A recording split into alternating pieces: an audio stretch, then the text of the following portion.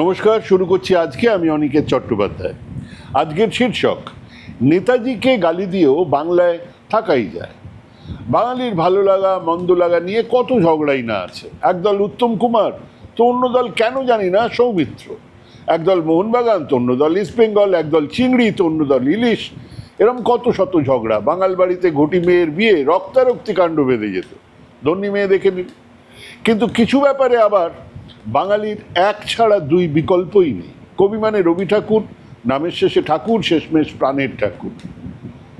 তেমনি নেতাজি। 80-র দশকেও কলকাতা ময়দানে নেতাজি ফিরে আসবেন ঘোষণা শুনে লাখখানেক লোক জমা হয়েছিলেন। ফিরেও গিয়েছিলেন এই আশায় যে এবারে নয়তো পরের বারে জন্মদিনে তিনি নিশ্চয়ই ফিরে আসবেন। দেশের কাছে নেতাজি, আমাদের কাছে সুভাষ বসু। কবে কোন কমিউনিস্ট পার্টির পত্রিকাতে কুইসলিং আর তোজোর কুকুর বলা হয়েছিল, আজও কমিউনিস্টদের, হরেক রঙের কমিউনিস্টদের সেই কথা তাড়া করে বেড়ায়। যদিও বারচারেক তারা প্রকাশ্যে এই বিষয়ে ক্ষমা চেয়েছেন, কিন্তু না, বাঙালি জনমানসে আজও নেতাজির প্রশ্নে কমিউনিস্টরা অস্বচ্ছন্দ। কিন্তু এসব কথা তো সেই কবেকার কথা। সেসব দিনের ঘিয়ের গন্ধ ঢেকুর তুললে আর আসে না। এখন যা খুশি তাই বলার একটা অধিকার জন্মে গেছে। শ্যামাপ্রসাদ মুখোপাধ্যায় হিন্দু সভার সর্বোচ্চ নেতা ছিলেন। গান্ধী হত্যার দায়ে চাপার পরে হিন্দু মহাসভার ওপরে বুঝেছিলেন গান্ধী হত্যার দাগ নিয়ে কোনো রাজনৈতিক দল দেশের মানুষের কাছে নিয়ে যাওয়া যাবে না, মুখ খুলতেও পারবে না। তিনি হিন্দু মহাসভা ছেড়ে জনসংঘ তৈরি করেছিলেন। জ্বলন্ত শিখা সমেত প্রদীপ চিহ্ন নিয়ে মানুষের কাছে গিয়েও তেমন সুবিধে করে উঠতে পারেননি। কিন্তু আজ গান্ধীজির ছবি সামনে রেখে পিস্তল থেকে গুলি চালিয়ে সেই ভিডিও ভাইরাল করে দেওয়া হচ্ছে। নাথুরাম গডসের মূর্তি তৈরি করা হচ্ছে। এই মুহূর্তে খোঁজ করলে 1,000-1,200 সমাজ মাধ্যমের পোস্ট পাতায় গান্ধীকে দেশদ্রোহী, নাথুরাম গডসেকে দেশপ্রেমী বলা হচ্ছে। না কোনো এফআইআর নেই, কাউকে থানায় ডাকা হচ্ছে না।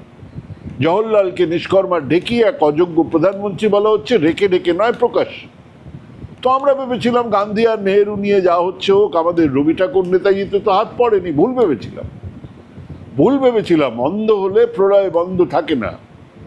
স্বাধীনতা আন্দোলনের যাবতীয় উত্তরাধিকারকে একে একে ধ্বংস করাই এখন এক লক্ষ্য হয়ে দাঁড়িয়েছে। নতুন নতুন ন্যারেটিভ শুনছি আমরা। ফরওয়ার্ড ব্লকের গুন্ডারা শ্যামাপ্রসাদের মাথা ফাটিয়েছিল, সভা বানচাল করেছিল। এটা সত্যি কথা যে সুভাষ বসু নিজেই বলেছিলেন, ধর্ম আর সাম্প্রদায়িকতাকে নিয়ে যারা বাংলায় রাজনীতি করতে আসবেন তাদের সেই রাজনীতিকে বরদাস্ত করা হবে না। দলের কর্মীদের সেই সমস্ত সভায় বিক্ষোভ দেখানোর নির্দেশ তিনি দিয়েছিলেন। সেই সুভাষ বসুর সমর্থকরা যদি গুন্ডা হয়, তাহলে গুন্ডাদের নেতা নেতাজি নিজেই। হ্যাঁ, এই ফরওয়ার্ড ব্লকের গুন্ডারা কোট আনকোট এই কথা শাসক দলের রাজ্য সভাপতি, সাংসদ বললেন।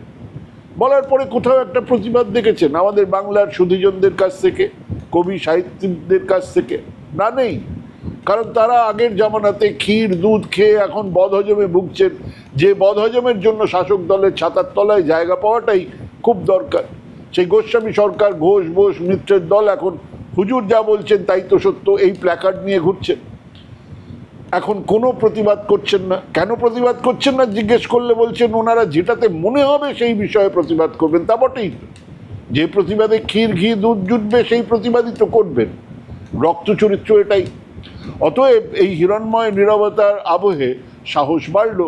এবারে অনন্ত মহারাজ মাঠে নামলেন। বিজেপির এমপি সাফ বললেন, নেতাজির বাপের ক্ষমতা ছিল নাকি আর্মি বানানোর? কোট আনকোট এই কথা উনি বলছেন, নেতাজির বাপের ক্ষমতা ছিল নাকি আর্মি বানানোর? এই মাকাল অনন্ত কিন্তু কেবল বিজেপির আশ্রয় প্রশ্রয় বেড়ে উঠেছে এমনও নয়। এনার সঙ্গে অধুনা প্রাক্তন মুখ্যমন্ত্রীও একান্ত বৈঠক করেছেন, এনার কাছে দুধ পাঠিয়েছেন, প্যাকেজ সমেত অফার জানিয়েছেন। তিনি অন্য প্যাকেজটা অ্যাকসেপ্ট করেননি, সেটা আলাদা ব্যাপার। তিনি বললেন নেতাজির বাপের ক্ষমতা ছিল না আজাদ হিন্দ ফৌজ তৈরি করার। ইংরেজ যোদ্ধাদের গ্রেপ্তার করে তার হাতে তুলে দেওয়া হয়েছিল, কিন্তু তারপরে সুভাষ বসু নাকি সেই সুযোগের অপব্যবহার করেছেন। অবলীলাক্রমে তিনি এই কথাগুলো বলেছেন। কিন্তু বলার পরে এই বাংলাতে তিনি দিব্য ঘুরে চলে বেড়াচ্ছেন। কেউ অন্তত একটা ডিমও ছুঁড়ে মারছে না। কেন? একদা যাহার বিজয় সেনানি হেলায় লঙ্কা করিল জয়, সেই বাঙালি আজ ভয়ে আতঙ্কে কুঁকড়ে গেছে। পয়ে প্রশ্ন, পয়ে প্রতিবাদ, তার অভিধানে আজ আবছা। সরকার আজ নীরব দর্শক।